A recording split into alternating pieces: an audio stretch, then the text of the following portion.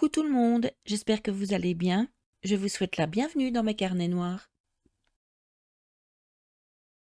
Je déconseille fortement aux âmes sensibles et aux enfants de regarder cette vidéo.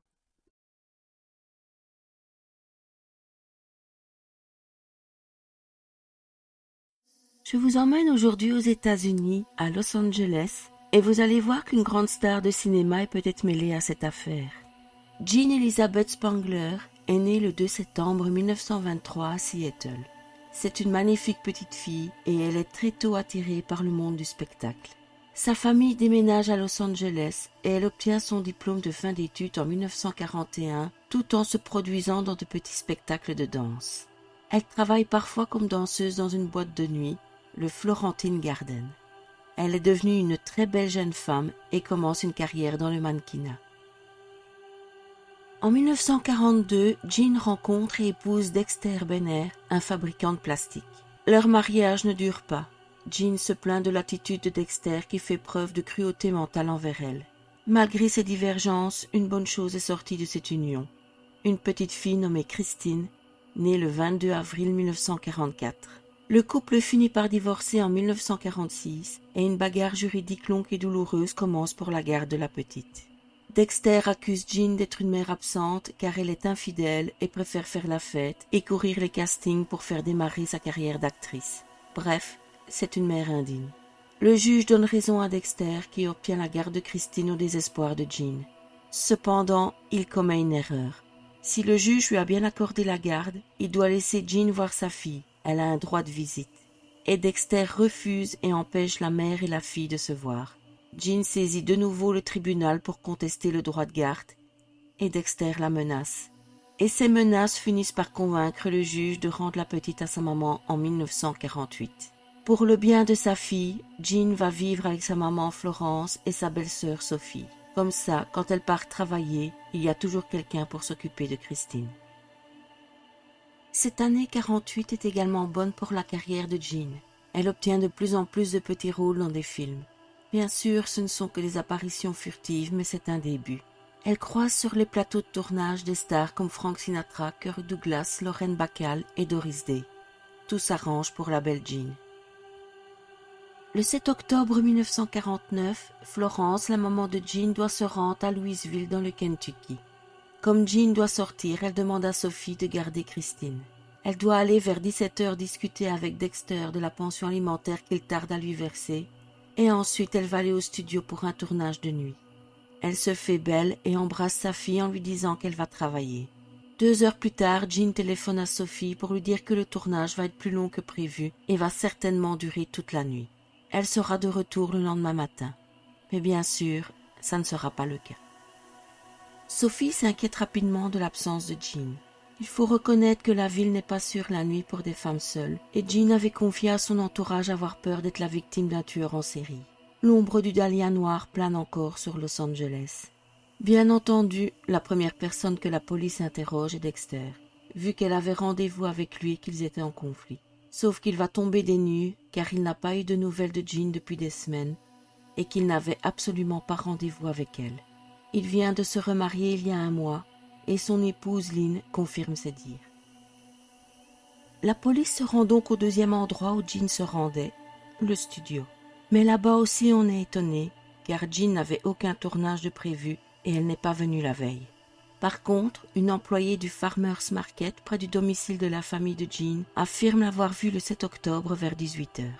Elle semblait attendre quelqu'un et s'être un peu éloignée de son domicile pour ne pas qu'on voie avec qui elle partait. Elle a attendu 2 heures et a utilisé un téléphone public, certainement pour l'appel où elle dit à Sophie que le tournage durera la nuit entière. Un témoin dit l'avoir vue manger des hot-dogs avec un homme qu'il décrit comme net sur Vine Street. Elle était souriante, pas du tout stressée. Un autre témoin affirme l'avoir vue au restaurant Cheesebox vers 1h30 du matin le 8 octobre. Elle se serait disputée avec 2 hommes vers 2h30 du matin. Le propriétaire du restaurant décrit aussi la personne avec qui elle était comme un homme net. Bizarre comme description. Un pompiste se manifeste en racontant une drôle d'histoire. Une voiture décapotable avec un couple à l'intérieur s'est arrêtée pour faire le plein. Au moment où la voiture a démarré pour aller vers Fresno, la femme a crié « Demandez à la police de suivre cette voiture ». Le pompiste a appelé les autorités, mais bien sûr, la décapotable était déjà bien loin à leur arrivée. 2 jours après la disparition, à 9 kilomètres de chez Jean, un sac est trouvé à l'entrée Ferndale du Griffith Park. Et il s'agit bien du sien. La bandoulière du sac est déchirée comme pour un vol à l'arraché, mais rien n'a été volé. Il y a un petit mot étrange dans le sac. Il est adressé à un certain Kirk. Il dit, je cite, « Kirk, je ne peux plus attendre. Je vais voir le docteur Scott. Cela fonctionnera mieux de cette façon pendant que maman est absente. » La note se termine par une virgule et non par un point. Elle est inachevée. La police fouille le parc, mais aucune autre trace de Jean n'est découverte. Il faut maintenant se mettre à la recherche de ce Kirk et de ce docteur Scott. D'après les amis de Jean, elle avait une liaison depuis quelque temps, mais elle refusait de dire avec qui. À sa mère, elle a dit avoir rencontré Kirk sur un plateau de tournage. Elle disait de cette liaison discrète que c'était le meilleur moment de sa vie et qu'elle s'éclatait comme jamais. Et, cerise sur le gâteau, elle était enceinte et elle ne cachait pas son intention de se faire avorter. Et il y a un Kirk dans le film de Young Man with a Horn à qui Jean donne la réplique. Et ce n'est autre que Kirk Douglas. Au début, il a prétendu ne pas la connaître, mais après il s'est souvenu d'elle. Mais il a nié toute autre relation avec elle en dehors du tournage. La police n'a même pas eu besoin de le contacter. Il leur a téléphoné pour leur dire qu'il était à Palm Springs lorsqu'elle a disparu.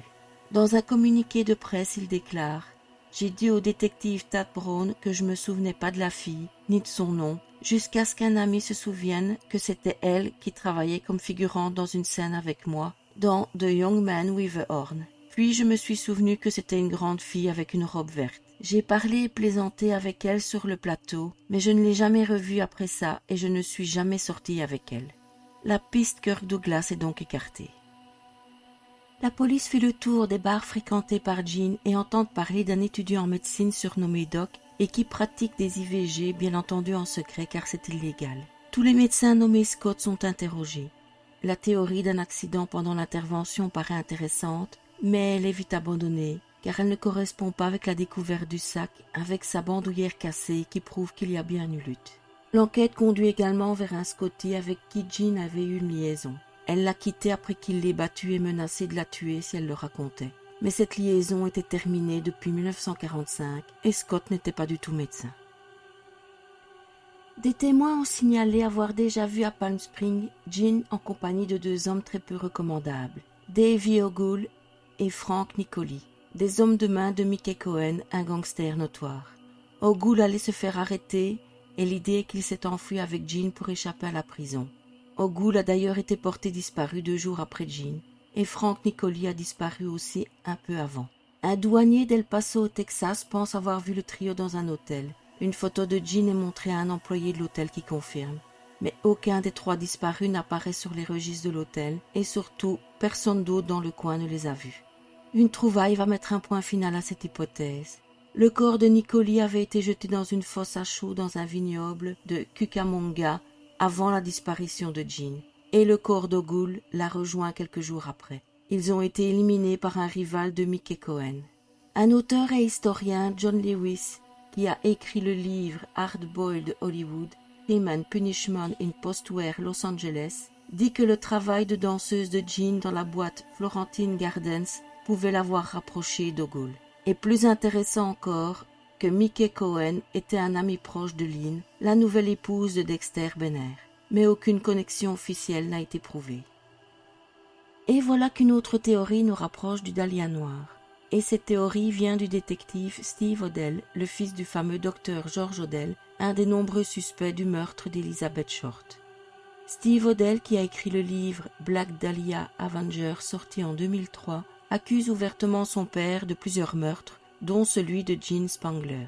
Il a eu accès à des documents et registres du procureur qui montrent que la police a essayé de relier les meurtres d'Elizabeth Short, de Jean, de Jane French en 1947 et de Gladys Kern en 1948. Il est également soupçonné du meurtre de sa secrétaire et d'inceste sur sa fille Tamar.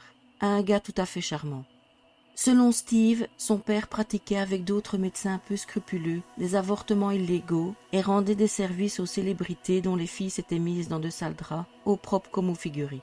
Le Kirk de la note pourrait être Eric Kirk, qui a été arrêté justement pour ses avortements clandestins seulement quelques jours avant la disparition de Jean. Et le sac à main contenant la note a été retrouvé dans le parc, à peine 500 mètres de la maison Sowden, appartenant au docteur Odell.